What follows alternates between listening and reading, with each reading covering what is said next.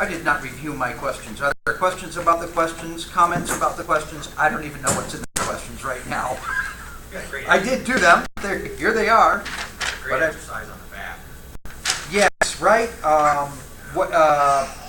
Review chapter 5 again. Write down your putts and so putts on the back. And do the same for chapter 6 and 9. So please forget about those. And if I forget, don't you forget and introduce them and interrupt me and all those. I have a question. Oh. Okay. Yeah. Verses, Daniel 6, verses 5 to 24. Question 6. What happened or didn't happen to Daniel and Pi? Are you talking about the den and not being eaten? Yeah. Are you okay. That's what I got My out of that answer one. He wasn't intimidated. Oh, because but of his somebody faith. has something else. He wasn't intimidated. Because of his faith. Anybody else? Anything But else? then I got further down and went, oh, he probably means No, well, you know, sometimes I can't include multiple answers. You know what I mean? Sometimes I do that. No, really. When I do these questions, often I have one specific thing, but then when I redo them, when I do them myself, you know, I do them a long time ago, and then I do them, and when I do them, I come up with more answers often, or different answers, or whatever. I mean, you know, in all honesty, sometimes, although it doesn't usually happen, sometimes I say, what in the world was I talking about here? And I know you guys get that all the time, because you're not in my mind. Lucky you. Okay, so Deuteronomy, Daniel chapter 5. We're going to skip right to the end. Verse 30. That same night, Belshazzar, the Chaldean or Chaldean king, was slain. So Darius the Mede received the kingdom at about the age of 62. Okay, here we are. Nice chart. 539 BC. That's where we are. Darius the Mede received the kingdom in 539. They believe that this happened October 12th. And it probably did happen October 12th, 539 BC.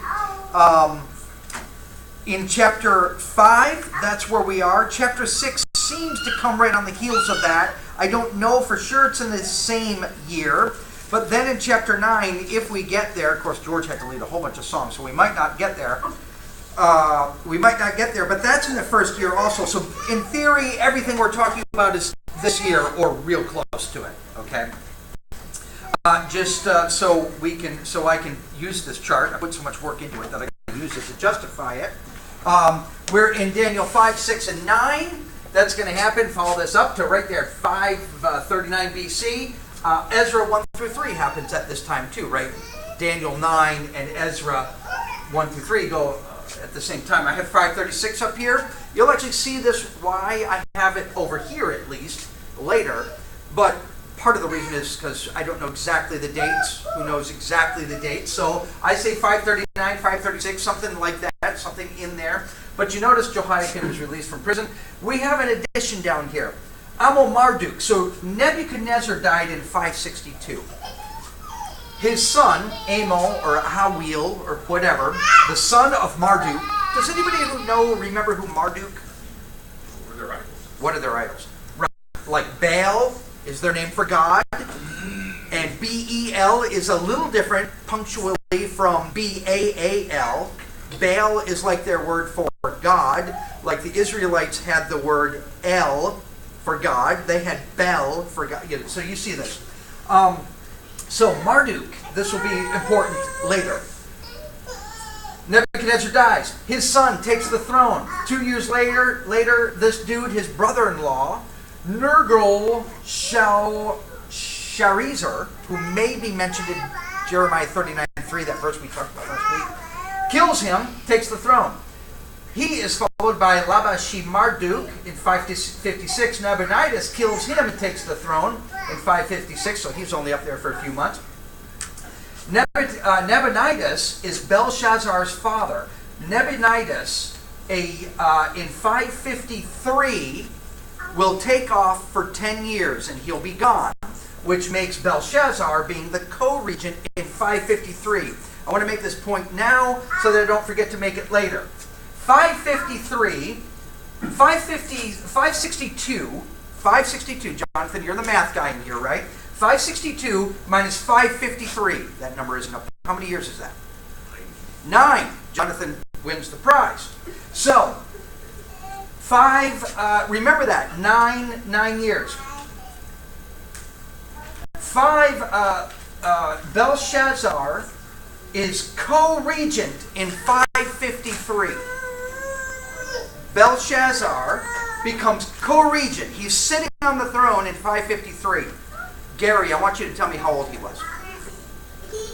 I mean, if you were Nabonidus and you were going away, how old is your son going to be at least?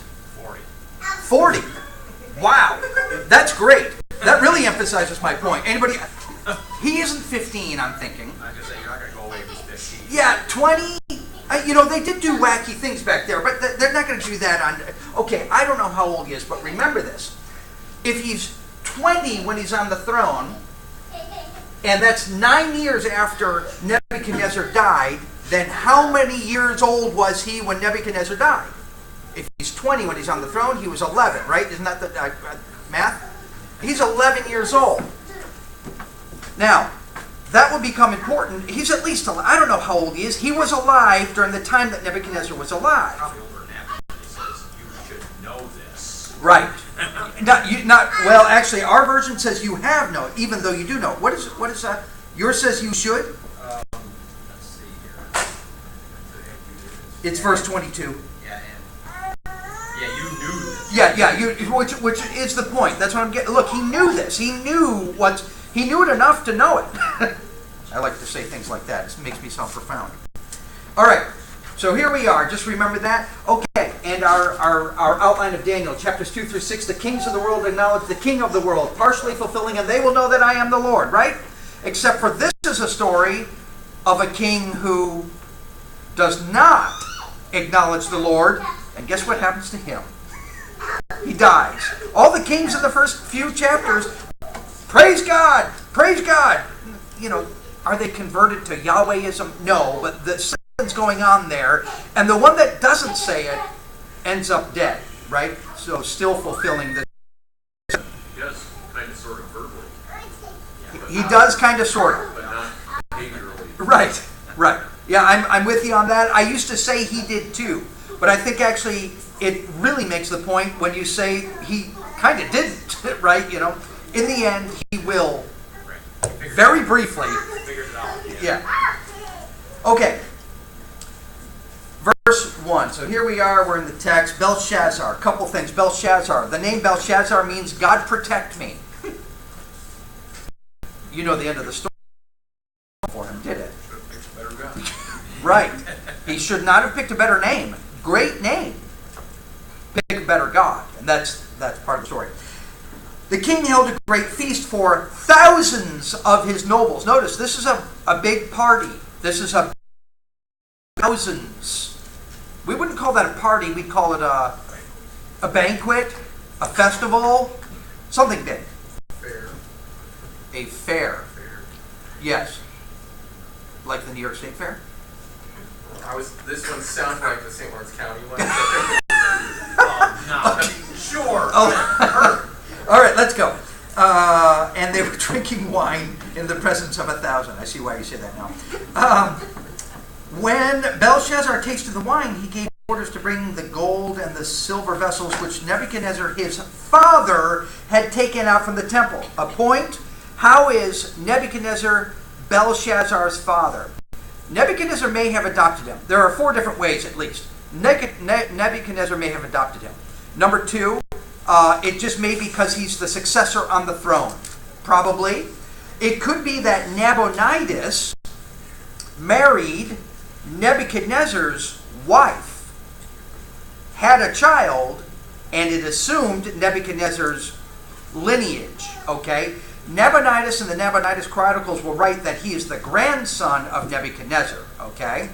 And another way would be that Nebuchadnezzar had a daughter named Nicator, or Nicator. Maybe Nabonidus married Nicator, and produced this child, in which case it would be his grandfather, right? I don't know, but there are couple different ways we can get there. Couldn't it be the same way that Josiah, or David was Josiah's father? Right. Just that's what they wrote. Yeah. Right? It could be.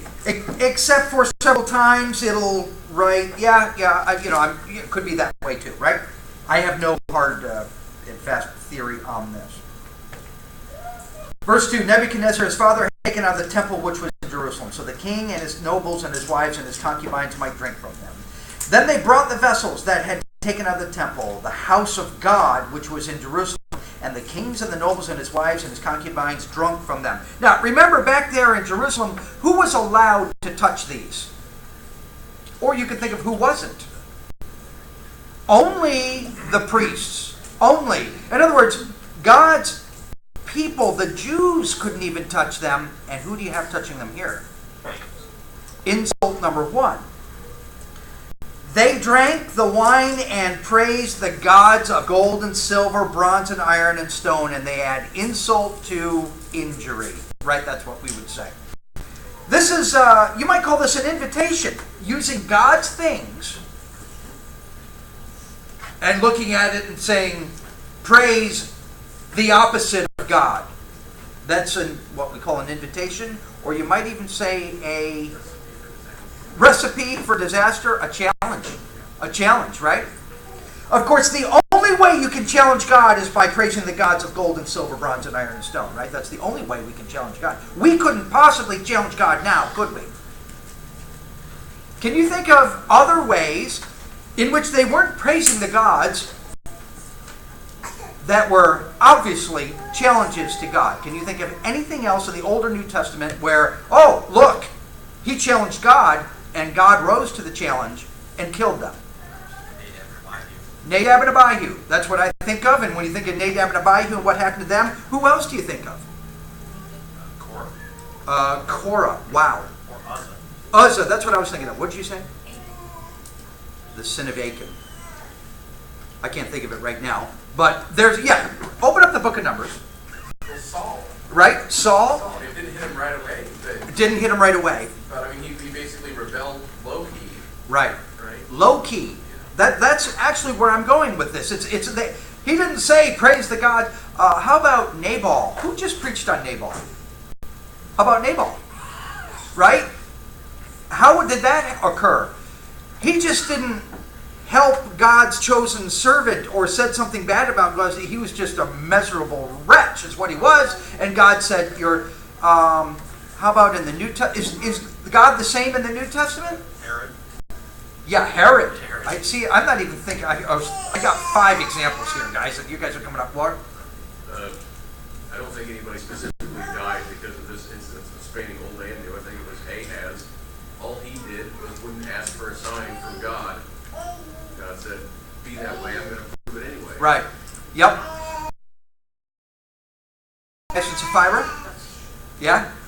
So always remember that. When it occurred to me what was going on with Ananias and Sapphira on a different level, I was profoundly impacted by this, and that is this. When Israel, the nation of Israel, got going, and what I mean by got going is they got their temple set up, they get going, things are really rolling, they're just starting to roll, but they're really rolling, wham, Nadab and Abihu die. God says, I'm serious about this. In the New Testament, when it's really it's starting to pick up, bam, 2 people die. Same God, right?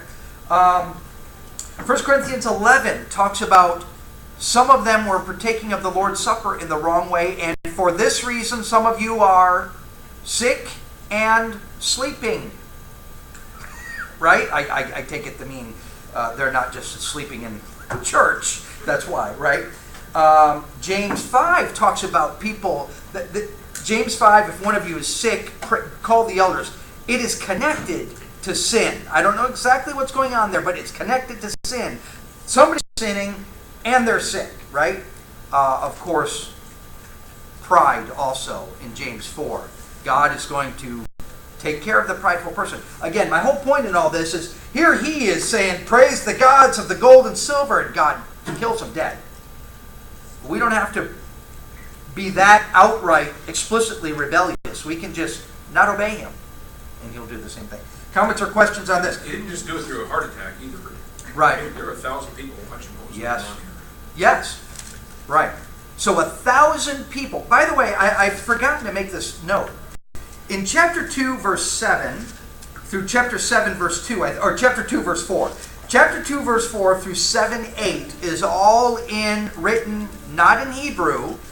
All this whole text right here, praise Jehovah, praise God of Israel, praise, you know what language it's written in? The language of the kingdom, Aramaic. So not only every one of these letters are going out, this in a language where anybody can read what their great king is saying about the world, the real great king. And then as John pointed out here, this whole thing that we're witnessing in chapter 5 takes place in front of thousands of people, right? Okay.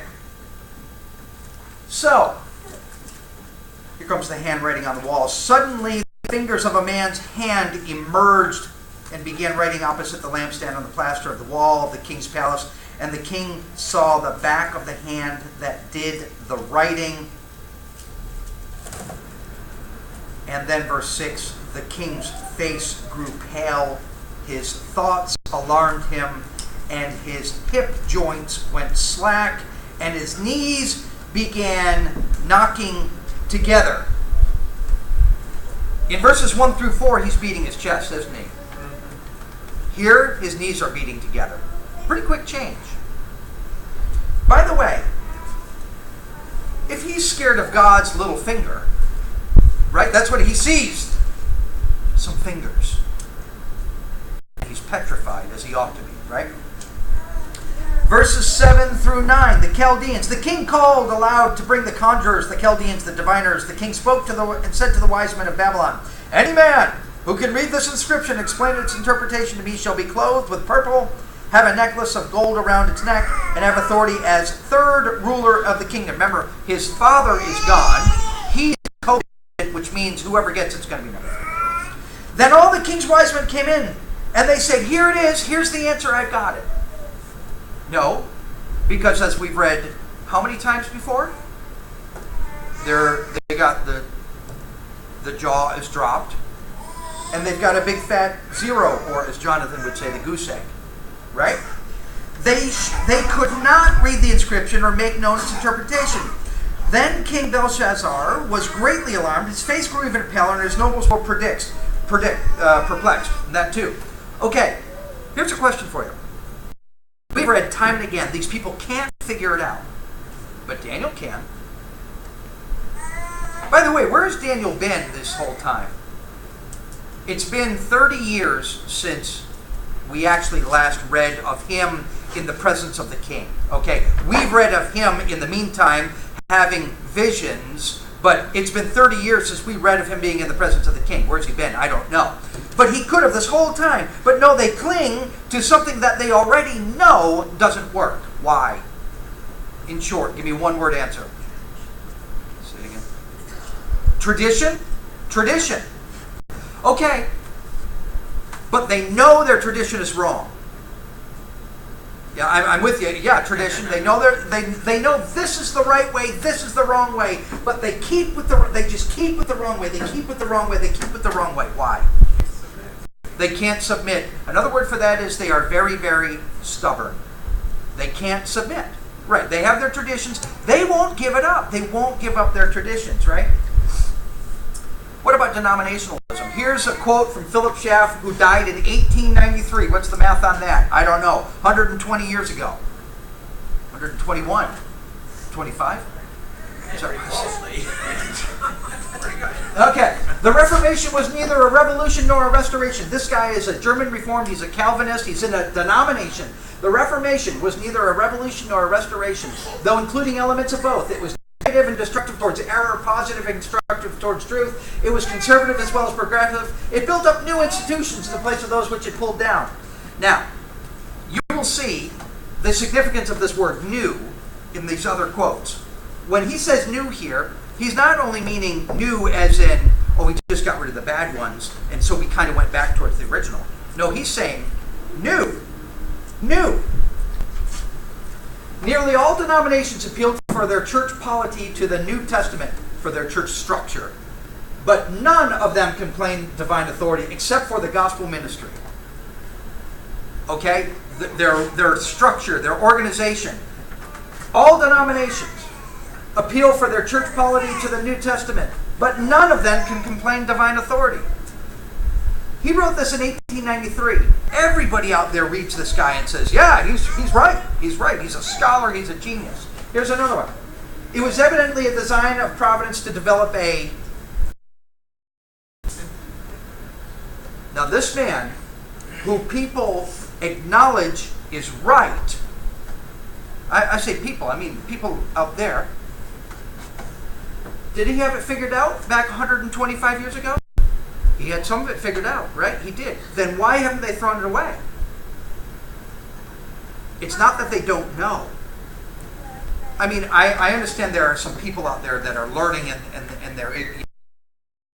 But the systems, the structures that are there, they're there not because people don't know. Oh, that's not right. That's not why they remain. People know that's not right, but they hold on to it. Here's another one. Oh, you'll recognize one of these quotes. I've been using it a lot. The Reformation was at first purely religious movement. Furnishes a striking illustration of the all-pervading power of religion in history. It started from the question, what must a man do to be saved? How shall a sinner be justified before God and attain peace of his troubled conscience? That was the question, right? That's what he's saying. When you look back and you scan all the material for the Reformation, you can't escape this one point. It was about how to be saved. Now, what's the answer to how to be saved? Yeah, I mean, the fellow being in jail are asked the same question. Right. What must I do to be saved? And Paul's answer was? Yeah, baptized. Be baptized. Do you think they get that? They should. They do. This is this quote again. The necessity of, same guy. The necessity of baptism for salvation has been inferred from John 3:5 and Mark 6:9, 3:6, whatever. But why do they hang on to this? Why don't they accept this? Is it because they don't know? Oh, they don't know that baptism is necessarily inferred or implied in John 3:5 and Mark 6. They don't know it. Again, some people are confused, but the systems, the structures, the forms that are out there, they don't throw this away because they don't know about it. They don't want it. They're stubborn. And there's no change between them, the denominations, and these folks back here when they're hanging on to their pagan kings. Now, I bring this up for two reasons. To build your confidence. You are right. You are correct in these things. And in fact, if they were consistent, they'll get it. The issue is consistency. So, my point, number one is be confident, and number two, be careful that I am consistent. And look for them, identify them, and when you see the trash, get rid of it. Gary. He goes on, we are bound to God's ordinances. Yes, we are. Yeah. God is free to save whoever he will and whatever means he pleases. Yes, he does. Right. He already answers that question in the first statement. Right. But he uses that phrase to go on to other things. Right. Instead of, he already answered that question. Right. God said right there. Does he go on to try to actually draw a conclusion from this? No, statement, or does he just kind of... Well, it's in the context. I mean, I don't doubt it's in the context. I'm just thinking... No, he doesn't say it's... He doesn't say, and therefore. Right. He just leaves it there because you can't. Right. You can't take this statement and get where he goes with it. Right. This statement is accurate. So what? Yeah. Hey, where's he get has been inferred? That's what I understand. I mean, I don't think those things infer it. They state it. The necessity of baptism for salvation. Necessity. Okay, the necessity of baptism for salvation. Okay. Is stated in Yeah. John 3:5. Okay, but yes, I agree with you. He might be doing something with the language as in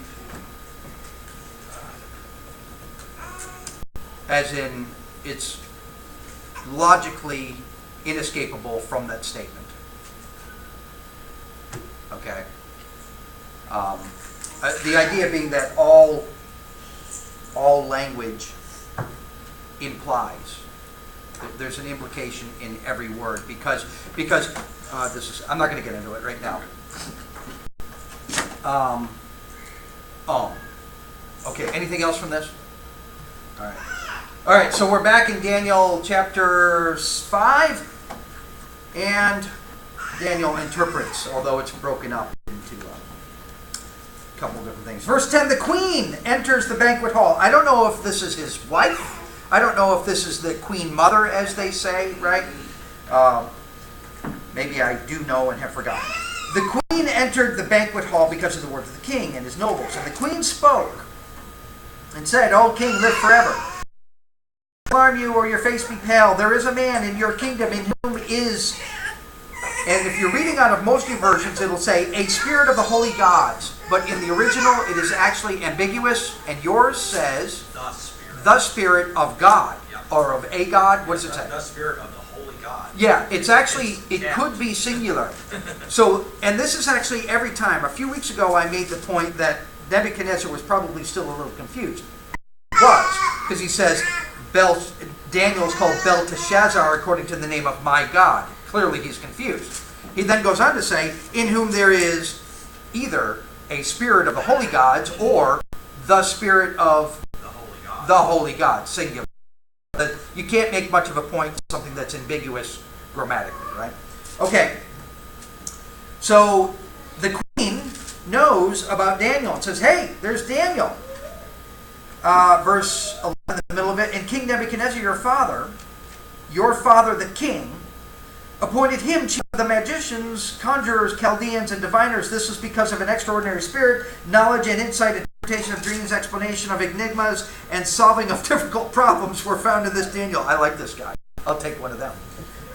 Whom the king named Belteshazzar. Let Daniel now be summoned, and he will declare the interpretation. Then Daniel was brought in before the king. So he must have been relatively close by, right? The king spoke and said to Daniel, are you that Daniel who is one of the exiles from Judah, whom my father the king brought from Judah?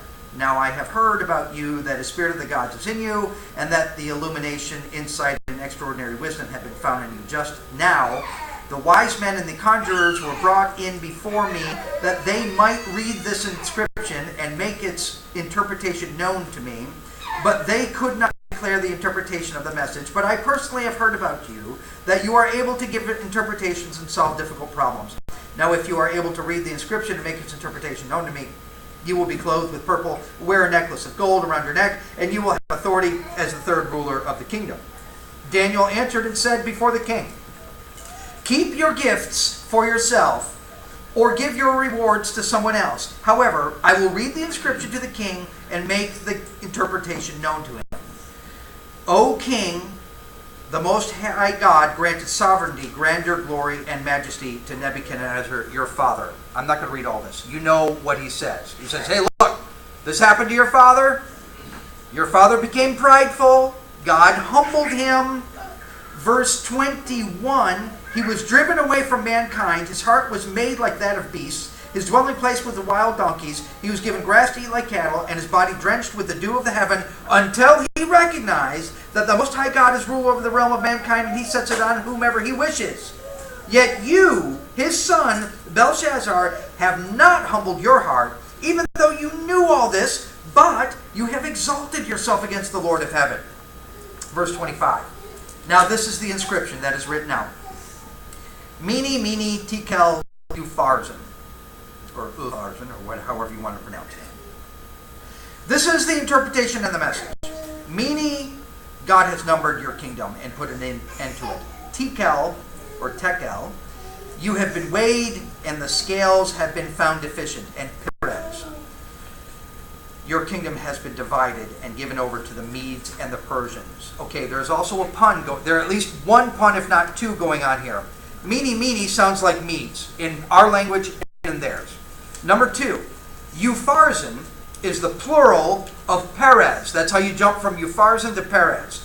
And upharsin, if you take off the U and the sin on the end, you come up with, but it's pronounced more like par. And they are going to be, you've been numbered. I've numbered you for emphasis. I've weighed you, and you have been found deficient, and you are divided. That's what that word means. You are divided. But they are divided between the Medes, which sounds like Mene, and they are divided, which sounds like Perez. Okay, so there's a pun going on here. Not that that's extremely important, but God is using a pun here to drive home the point. You're all done. Then Belshazzar gave orders, and they clothed Daniel with purple and put a necklace of gold around his neck and issued a proclamation concerning him that he had now had authority over the third ruler in the kingdom, or triumvir. That same night, Belshazzar, the Chaldean king, was slain. And so Daniel's authority in that position didn't last very long, but it'll just transfer over to the next king. So Darius the Mede received the kingdom at about age 62. I have 3 thoughts that I will share before I open it up for general discussion. The first one is this. Somebody wrote, okay, Nebuchadnezzar, his father, that he knew about, had Babylon, became prideful. God said, bad. Belshazzar knows this, receives the kingdom of Babylon, and what does he do? Becomes prideful. Somebody said, history proves one thing. We don't learn from history. But we can't afford that mistake. We have to learn from history. We have to learn from our own history, from the history of our brethren that are right here, the history of others, this history. We have to learn from this history or we're going to be condemned and doomed. Point number 2, God judges even kings. Here's an illustration, right? There's no king that's above. And point number 3, for all you evangelists out there, you don't always have to accept support when it's offered to you. Verse 17, Daniel answered and said to him, keep your gifts for yourself and give your rewards to someone else. However, I will read the inscription to the king and make the interpretation known to him. I'll tell you that sometimes when I go and preach somewhere else, which is not often, but sometimes when I do, I will accept funds because they almost always offer. I can't remember a time they haven't. About nowadays, about 50% of the time I have not. I've never said this, although I think I might. Keep your gifts right. No, but just so you know, that's my practice, and but my point still stands. Regardless of my practice, my point stands. Hey, just because somebody says, "Here, I'll pay you to preach," well, you don't actually have to. You can decline that gently. Jonathan, did you want to say something? I did. I didn't raise my hand here. I thought you did. A question and then a small point. Question: is there any significance that you're aware of, or guesses about why the Mede is there twice? Emphasis. That's all. That's all I have read. I would assume that myself too. I don't know why it jumps out from here. Maybe this happens absolutely everywhere, but it's interesting to me that in the case where someone pushes God past God's limit, kind of, it's because of a very physically focused God's instruments, the bowls or whatever from the temple, and it's celebrating. Oh, look at all these places we've beaten, kind of thing, and we're gonna party it up with this other God stuff. Now, obviously, they're and Belshazzar knew whatever about Nebuchadnezzar or whatever, but everybody other than the Jews, their experience with their gods was carve the whole thing out of a rock, and so they're not used to anything other than physical. So here we've got these physical things that are to them represent this pathetic God that they've beaten, and God could have used those physical instruments to, he could have poisoned him with the wine that was in it or something like that, but completely blows what he's used to and what he's. He uses that as a teachable moment. But he's you said that. But he goes, God, he pushes God with a little physical thing, and God comes back in response to it with something so much bigger than obviously what he had imagined that he would be possible. Yeah. This is the attack where they dammed the river? Yeah. Are you gonna get to that? I'll get to it. Anybody else, anything else from the back of your George? I was interested by the fact that the queen, whomever she is, has remembered Daniel from a long time ago. And the note I made, where did I say, godly behavior can make an impact for a long time. Oh my. So I don't That know was what worth she the did class. with that, but she did at least this with that.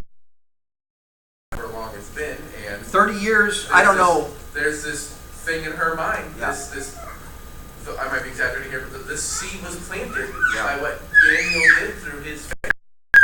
And here she is taking that and doing something with it 30 years later. It's funny. So I went down to Exton. Was it 2 years ago? A year and a half ago?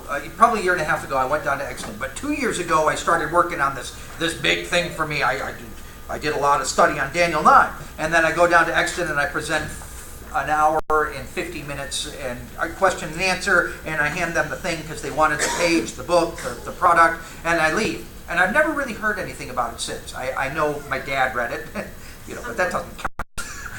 So Dad read it, and I got an email yesterday from Greg Whipple. Many of you know, and he said one thing, and then he said, "I'm reading this again, and I'm paraphrasing, and it's helping me." And I was thankful, so I sent that to also my mom and dad. I said, "Hey, I'm just including this so you know because I'm encouraged by that." And my mom wrote back, "You never know," which is along the lines of your point. 30 years ago, plus, this thing happened, this event happened, and man, did it have an impact on the Queen. Good point. One other thing I had that I wanted to ask about more because I'm not sure if it's a legitimate point, but here's how I read this. But additional knowledge condemns additionally. And you knew. Not that he would have been excused by ignorance. And we see this in other places where God is talking to the Israelites and says, look, not only are you doing it, but you know better. Yeah. You know better. Yes, ignorance is not bliss, and additional knowledge additionally condemns. Yeah. All right. So getting into what John was referring to, can you guys read that at all? This is Nabonidus. Okay, so this is the king, father, Belshazzar's father. If you can't read that, great. Neither can I. Wow. He was the last king of the Neo-Babylonian Empire, Nabonidus, reigning from 558 to 539. He seized power in a coup, toppling King Lavashi-Marduk. He also priests and the commoners of Babylon by neglecting the city's chief god, Marduk. Remember, you see that name. Nebuchadnezzar's son was named Evil Marduk. Okay? So this guy, Nabonidus, he takes over. He goes in. The first thing he does, he ticks off all the people. How? By not respecting their god. Instead, he elevates the moon god Sin to the highest status. In fact, Nabonidus left the capital for 10 years to build and restructure temples, mostly to Sin, leaving his son Belshazzar in charge. While leaving expeditions for the restoration effort, he initiated the world's first archaeological work. Well, don't these people know everything? Okay, but that is an interesting point. Meanwhile, the Persian Empire to the east, led by Cyrus the Great, had been gaining strength. King Cyrus had become popular among the residents of Babylon by posing as the one who would restore Marduk to his rightful place in the city. As the Persians advanced in Babylon, Nabonidus returned. He was captured by the Persians in the 539 BC, and Babylon was occupied, thus ending the Neo-Babylonian Empire. Cyrus was welcomed into the city, where he performed the rites of Marduk. Okay? So, this guy, we still haven't gotten to what you're talking about, but Nabonidus, Belshazzar's father, kills the king and upsets everybody by paying homage to the wrong god. Cyrus comes along and says, hey guys, if I get into power, I'll pay attention to the right gods. And so obviously, clearly they like that. And so Nabonidus somewhat sets it up so that Cyrus, when he comes, will just be accepted. Okay, he'll be accepted as king. Now, the question is also, how did Cyrus, I guess we'll spend the rest of the class on this. How did Cyrus attack Babylon and conquer Babylon? Babylon the city, that is.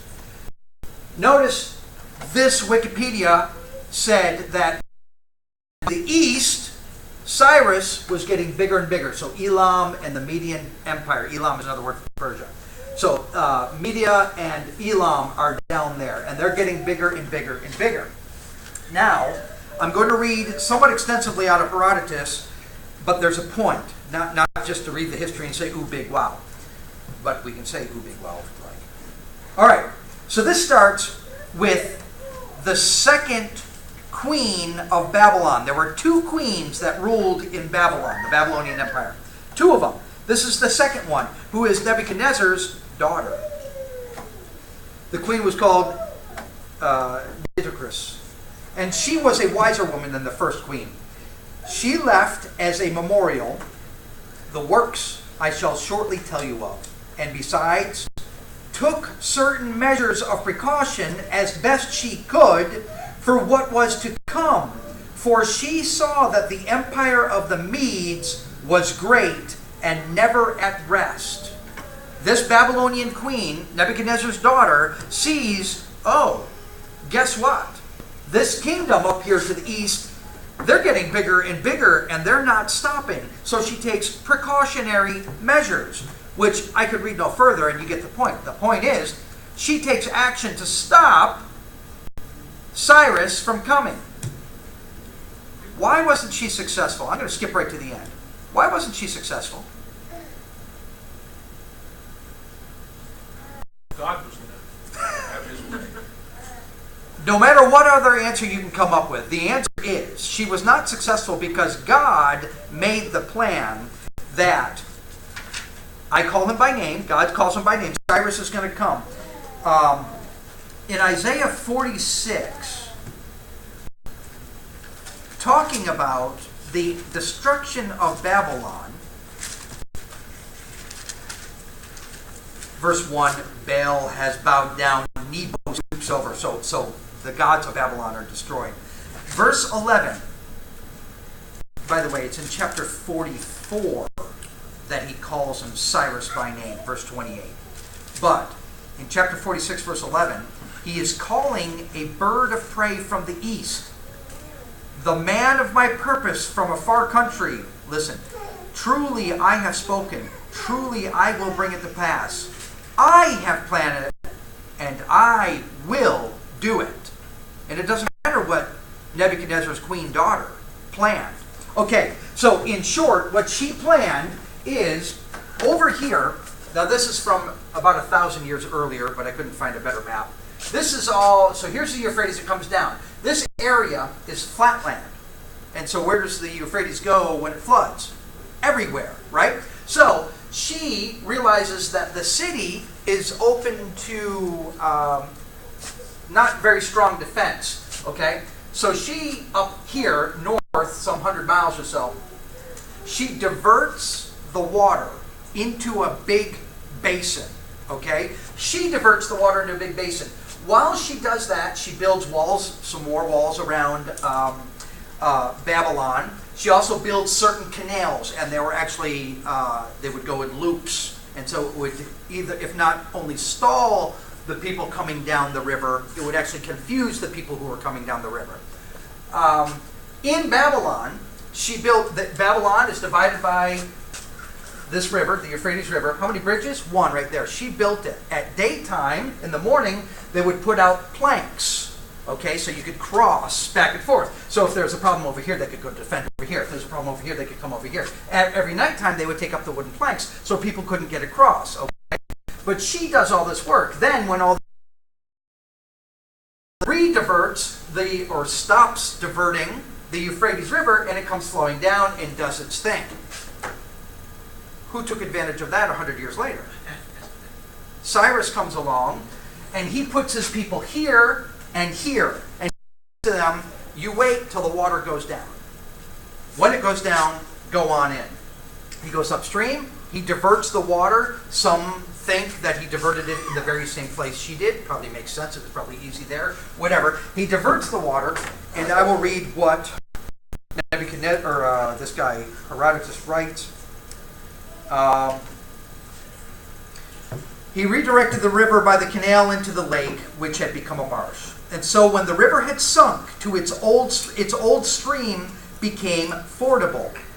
When this happened, the Persians, who for this very purpose were stationed along the stream, entered Babylon by the riverbed when the Euphrates had sunk till it reached but to a man's mid-thigh.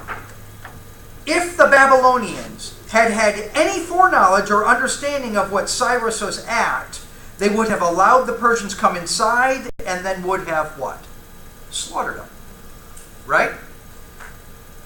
Allowed the Persians to have come inside and then destroyed them. For if they had closed all the gates down the river and themselves mounted on top of the dry walls and stretched along the banks of the river, they would have caught the Persians in a trap. As it was, the Persians were upon them when they were quite unaware. Why were they unaware?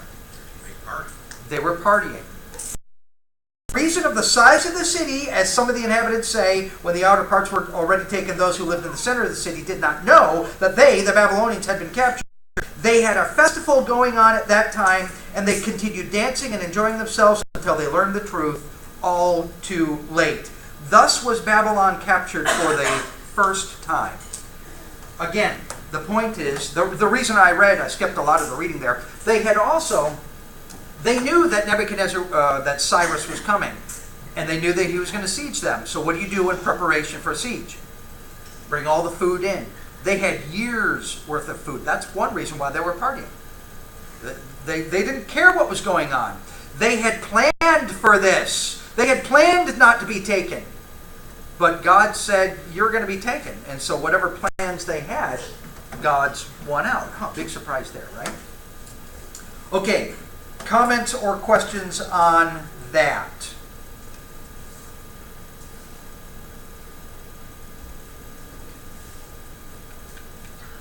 Okay, we're going to stop there because we've been going 45 minutes now. We'll pick up in chapter 6 next week, which is just a continuation of chapter 5, but somewhat different. And so we'll be all right. Let's see.